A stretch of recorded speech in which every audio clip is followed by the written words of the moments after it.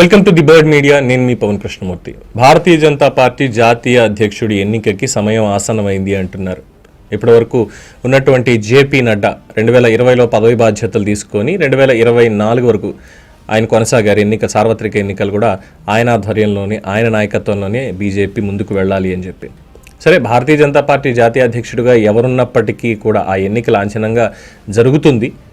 కానీ అంతకు ముందున్నటువంటి పరిస్థితులు ఇప్పుడు లేవు కాబట్టి పార్టీలో దాదాపుగా గత దశాబ్దం నుంచి నరేంద్ర మోడీ, అమిత్ షా వీళ్ళిద్దరే పూర్తి స్థాయిలో నియంత్రిస్తూ వస్తున్నారు. కాబట్టి మాత్రమే పార్టీ అధ్యక్షుడిగా మిగతా వాళ్ళని నియమించడానికి వీటికి మాత్రమే పని ఉంటుంది అని చెప్పి చాలామంది వ్యాఖ్యానిస్తారు. అది ఏమైనప్పటికీ కూడా దాదాపు 2 ఏళ్ల కాల పరిమితితోటి భారతీయ జనతా పార్టీ జాతీయ అధ్యక్షుడిని ఎన్నుకుంటూ ఉంటారు.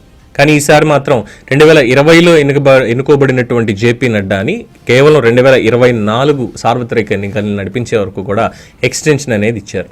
సో ఇప్పుడు మళ్ళీ అధ్యక్షుడిని మార్చకపోతే, జేపీ నడ్డానే కొనసాగిస్తే పార్టీలో కూడా మళ్ళీ సాంప్రదాయానికి వ్యతిరేకత వస్తుంది, గతంలో ఉన్న సాంప్రదాయాన్ని పాటించట్లేదు అంటూ మళ్ళీ ఏదో నియంతృత్వంగానే మనం చేస్తున్నాం అన్న అపప్రద వస్తుంది అన్న దాంతో ఇప్పుడు జాతీయ అధ్యక్షుడి ఎన్నిక అనేది అనివార్యమైంది అని చెప్పి అంటున్నారు.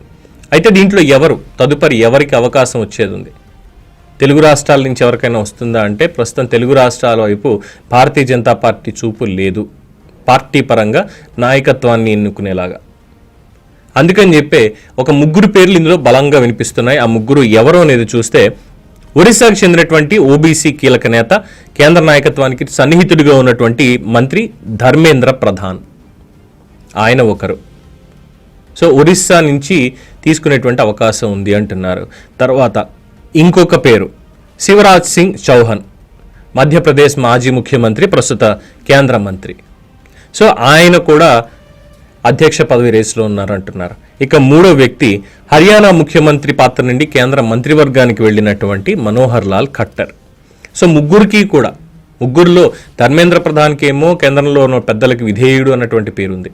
ఇక శివరాజ్ సింగ్ చౌహాన్ కావచ్చు, అలాగే మనోహర్ లాల్ ఖట్టర్ కావచ్చు, వీళ్ళ ఇద్దరు ప్రజానాయకుల కింద పేరు పొందారు.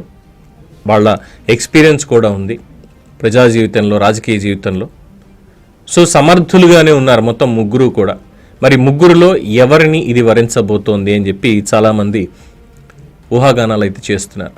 అనేక సమీకరణాల తర్వాత మరి మధ్యప్రదేశ్కి సంబంధించి వెళ్తుందా, లేదు ఒరిస్సాకి సంబంధించి వెళ్తుందా, లేదు అంటే హర్యానాకి ఈసారి ఇచ్చేటువంటి అవకాశం ఉందా, ఎవరికి ఈసారి భారతీయ జనతా పార్టీకి సంబంధించి అధ్యక్ష పదవికి ఎవరిని ఈసారి నామినేట్ చేయబోతున్నారు అనేది ఉత్కంఠగా మారింది. రేసులో అయితే ఈ 3 ఉన్నారనేది సుస్పష్టం. చూద్దాం మరి ఎప్పుడు ఎన్నిక ఉండబోతోంది, ఎప్పుడు ఆ కీలకమైనటువంటి ప్రకటన రాబోతోంది అనేది. దీని మీద మీ అభిప్రాయాన్ని కింద కామెంట్స్ రూపంలో తెలియజేయండి. చూస్తూనే ఉండండి ది బర్డ్ మీడియా. ఈ వీడియో కనుక మీకు నచ్చినట్టయితే లైక్ చేయండి, షేర్ చేయండి, సబ్స్క్రైబ్ చేయండి. అలాగే పక్కనే ఉన్న బెల్ ఐకాన్ని క్లిక్ చేయండి.